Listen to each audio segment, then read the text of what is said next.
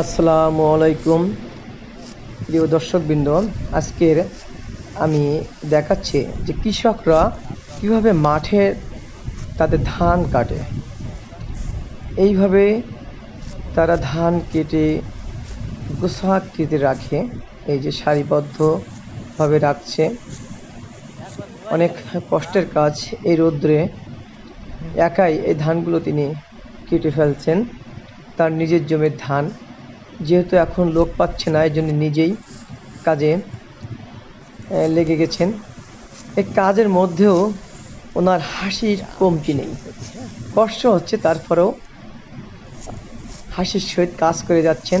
তো ধানগুলো এইভাবে কাটার পর আমি আরেকটা জমিতে নিয়ে যাচ্ছি, যে ধানগুলো এইভাবে উল্টন হয়, যাতে করে তলার ধানগুলো গাছগুলো শুকায় যায়।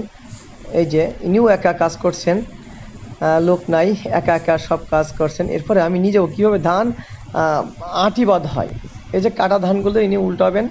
এরপরে আমি আরেকটা জমিতে নিয়ে যাব, যে আরেকজন কীভাবে জমির ধানগুলো আঁটি বাঁধছেন সেটা দেখানোর জন্য। এই যে ধানগুলো আঁটি এইভাবেই বাঁধানো হয়। ইনিও একা কাজ করছেন, নিজের জমির কাজ নিজেই করছেন এনারা। যেহেতু লোকজন পাচ্ছেন না, তাই আর কি নিজেই কাজগুলো করে ফেলছেন। এরপরে আমি নিয়ে যাব এই ধানগুলো বাঁধার পরে কিভাবে দুর্গম এলাকা থেকে বাঁকে করে মানে রাস্তায় তোলা হয় বা কৃষকের বাড়িতে নিয়ে যাওয়া হয়। এই যে আমার আয়ুর চাচা বাঁকে করে ধান বহন করে। এই এক সাইডে 40টা করে বিচুলি নিয়ে অনায়াসে তিনি এই বাঁক বহন করেন। এই যে এক সাইড বাঁধা হয়ে গেছে, আর এক সাইড বাঁধার জন্য উনি কাজ করছেন। দেখা যাক বাঁধার পরে তিনি করেন। তাহলে ধানের আঁটি এক সাইডে 40টা, আর এক সাইডে 40টা করে এনে এই ধানগুলো বহন করেন।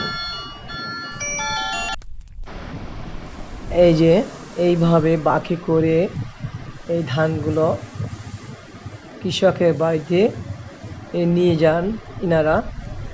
এরপর কৃষক বাড়িতে এই ধানগুলো নিয়ে এইভাবেই ঝাড়েন, অর্থাৎ বিচুলি থেকে আলাদা করে ফেলেন। এটাইও ইনিও একা একা কাজ করছেন। আসলে এখন মজুরি